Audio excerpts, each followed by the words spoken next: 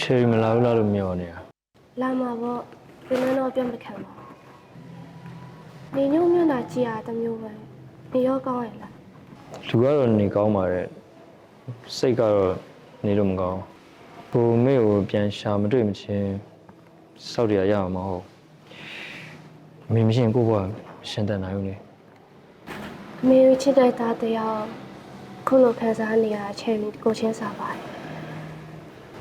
အန်တီကစိတ်ဖောက်နေရဆိုပေမဲ့ခုလိုအိမ်ကထွက်သွားလောက်တဲ့အထိတော့စိတ်မဖောက်တော့ဘူးထင်တယ်နေညုံနဲ့အန်တီကပြဿနာကြီးကြီးမားတစ်ခုဖြစ်သွားလို့လား ကိုနဲ့အမေကြားမှာဘာပြဿနာမှမရှိပါဘူး အန်တီကနေညို့ကိုတိတ်ချစ်တာလေအခုလိုနေညို့ကိုတယောက်တည်းစိတ်ချလက်ချထားခဲ့ရလောက်တဲ့အထိတော့စိတ်မဖောက်တော့ဘူးထင်